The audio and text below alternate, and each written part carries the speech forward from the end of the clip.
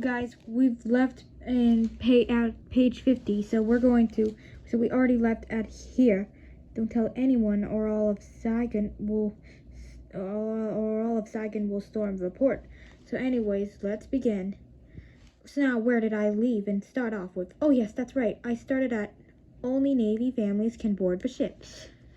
Okay, so here we go. Only Navy families can board the ships. Uncle Son and Father graduated in the same Navy class. It was mere luck that Uncle Son didn't go on the mission where Father was captured. Mother pulls me close and pats my head. Father watches over us even if he's not here. Mother tells me she and Father have a pact. If war should separate them, they know to find each other through Father's ancestral home in the north. Crisscrossed paps. Pedal, pedal. Mother's feet push the sewing machine. The faster she pedals, the faster stitches appear on heavy brown cloth.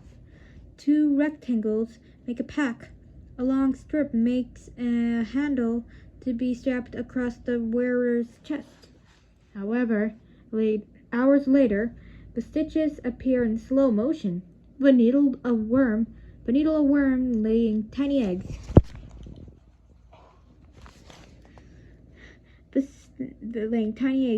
The needle a worm laying tiny eggs that sink into brown cloth. The tired worm reproduces much more slowly at the end of the day than at the beginning when Mother started the first of five bags. Brother Coy says too loudly, "Make only 3!" Mother goes to a high shelf, bringing back Father's portraits. "Come with us, or we'll all stay. Think, my son. Your action will determine our future."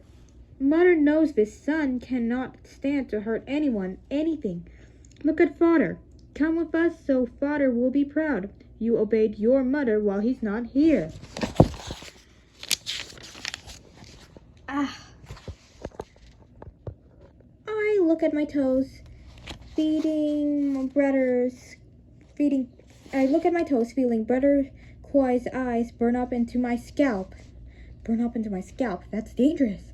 I also feel him slowly nodding. Who can go against a mother who has become gaunt like bark from raising 4 children alone? Choice. Into each pack, 1 pair of pants, 1 pair of shorts, 3 pairs of underwear, 2 shirts, sandals, toothbrush and paste, soap, 10 palms of rice grains, 3 clumps of cooked rice, 1 choice. Choose my doll, once lent to a neighbor who left it outside, where mice bit her left cheek and right thumb. That's dangerous. Mice can't bite left cheeks and right thumbs. I love her more for her scars. I dress her in a red and white dress with matching hat and booties that Mother knitted. That's my favorite. Left behind, 10 gold rimmed glasses Father brought back from America, where he trained before I was born. Brother Kwong's report cards, each ranking him first in class, beginning in kindergarten. You know what, kids? I think I was in kindergarten 9 years ago, when I was 6 years old. But now I'm in 9th grade, and I'm 15 years old already. Now let's get started. Vines of bougainvillea, I said it, fully in bloom, burgundy and white like the colors of our house. Vines of jasmine in front of every window that remind Mother of the North. A cowboy leather belt Brother Vu sewed on Mother's machine, better known as the knitting machine or the sewing machine or whatever it is, and broke her needle. That was when he adored John Cash more than Brucey Lee. A row of glass jars Brother Coy used to raise fighting fish. 2 hooks and the hammock where I nap. Photographs every tet at the zoo, father in his youth, mother in her youth, baby pictures, where you can't tell whose bottom is exposed for all the world to see. Mother chooses 10 and burns the rest. We cannot leave evidence of father's life that might hurt him. It's April 27th in the evening, guys. The kids here. Wet and crying. My biggest papaya is light yellow, still flecked with green. Brother Vu wants to cut it down, saying it's better than letting the communists have it. Mother says yellow papaya tastes lovely dipped in chili salt. You children should eat fresh fruit while you can. Brother Vu chops. The head falls. A silver blade slices. Black seeds spill like clusters of eyes, wet and crying. Sourbacks. At the port we find out there's no such thing as a secret among the Vietnamese. Thousands found out about the Navy ships ready to abandon the Navy. Uncle's son flares elbows into wings, lunges forward, protecting his children. But our family sticks together like wet pages. I see nothing but backs sore and sweaty. Brother Vu steps up, placing Mother in front of him and lifting me onto his shoulders. His palms press. Brothers Kwong and Koi forward. It's April 29th in the afternoon. I promise myself to never again make fun of Brucey Lee. One mat each. We climb on and claim a space of 2 straw mats under the deck, enough for us 5 to lie side by side. By sunset, our space is 1 straw mat, enough for us 5 to huddle together. Bodies cram every centimeter below deck and then every centimeter on deck. Everyone knows the ship could sink, unable to hold the piles of bodies that keep crawling on like raging ants from a disrupted nest. But no one is heartless enough to say stop, because what if they had been stopped before their turn? April 29th at sunset.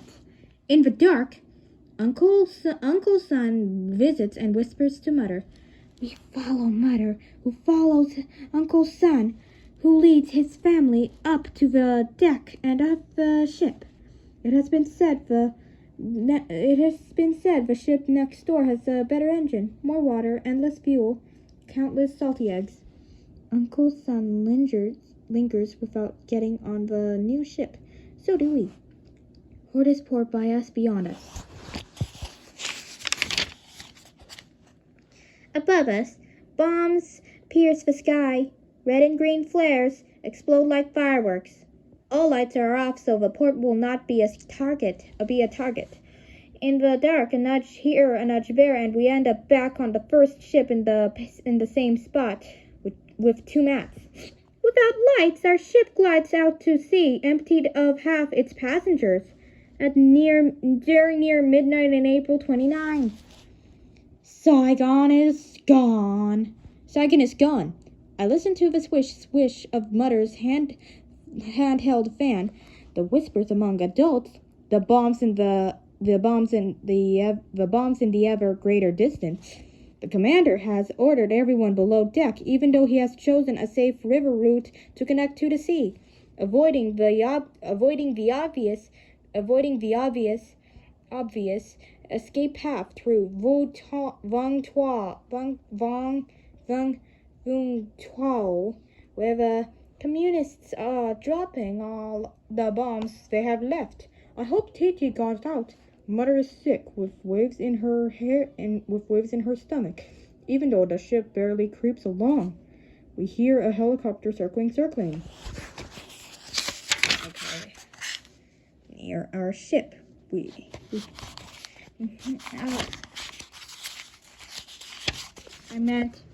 hear a helicopter circling near our ship. People run and scream, "Communists!" Our ship dips low as the crowd runs to the left and then to the right. This is not helping, Mother. I wish they would stand still and hush. Look, commander is talking. Do not be frightened. It's a pilot for our side who has jumped into the water, letting his helicopter plunge in behind him. The pilot appears below deck, wet and shaking.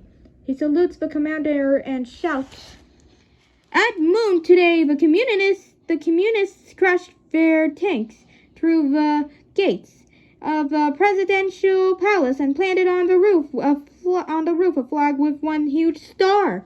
Then he adds what no one wants to hear. "It's over! Saigon is over! It's over! Saigon is gone! It's a bad dream, It's like a nightmare. It's like a nightmare, you guys." Oh. There were no original pages over there, but I think the blank pages are over, but I think we're here. So here we go. Floating. Our ship creeps along the river route without lights, without cooking, without bathrooms. We are told to sip water only when we must, so our bodies can stop needing. Mine won't listen. Mother sighs. I don't blame her having a daughter whose eyes are dying of thirst or demanding release. Other girls must be made of bamboo.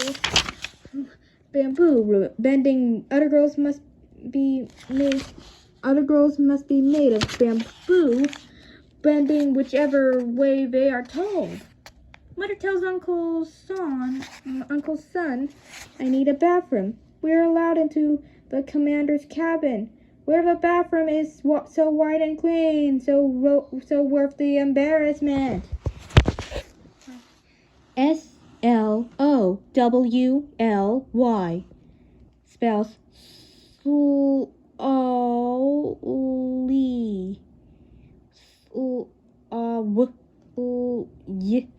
But it's not pronounced that way. It spells slowly. Spells slowly. Slowly. I pronounced it slowly. I nibble on the last I nibble on the last clump of cooked rice from my sack. Hard and moldy, yet chewy and sweet inside. I chew each grain slowly. slowly, because you know, kids, slowly spells slowly. I hear others chew, but have never seen anyone actually eating. No one has offered to share what I smell. Sardines, like in the delicious, tastiest movie ever called Cloudy with a Chance of Meatballs 1 and 2. Sardines. Back to the story. Sardines, dried durian, salted eggs, toasted sesame, similar than Sesame Street, and sesame seeds. Or open sesame. I lean toward the family on the next map. Oh, gee. Oh, dear. Oh, gee. Oh, dear. Mother firmly shakes her head. She looks so sad as she pats my hand. Rations. On the third day, we joined the sea toward Thailand. The commander says it's safe enough for his men to cook, for us to go above deck, for all to smile a little. He says there's enough rice and water for 3 weeks, but rescue should happen much earlier. Do not worry. Ships from all countries are out looking for us. Morning, noon, and night we each get 1 clump of rice. Small, medium, large, according to our height. Plus 1 cup of water no matter our size. The first hot bite of freshly cooked rice, plump and nutty, makes me imagine the taste of ripe papaya, although one has nothing to do with the other. Routine. Mother cannot allow idle children, hers or anyone else's. After 1 week on the ship, Brother Kwong begins English lessons. I wish he would keep it to, "How are you?" This is a pen. But when an adult is not there, he says, "Oh, we must consider the shame of abandoning our own country and begging toward the unknown, where we will all begin again. At the lowest level on the social scale. It's better in the afternoons with Brother Vu, who just wants us to do front kicks and back kicks, at times adding 1-2 punches. Brother Kwai gets to monitor lines for the bathrooms where bottoms stick out to the sea behind blankets blowing in the wind. When not in class, I have to stay within sight of Mother like a baby. Mother gives me her writing pad. Right tiny. There's but one pad. There's nothing but one pad. Writing becomes boring, so I draw over my words. Pouches of pan-fried shredded coconut tamarind paste on banana leaf, streamed corn on the cob, rounds of fried dough, wedges of pineapple on a stick, and of course cubes of papaya, tender and shiny. Mother smooths back my hair, knowing the pain of a girl who loves snacks but is stranded on a ship. And I think we should pause there because it's getting late.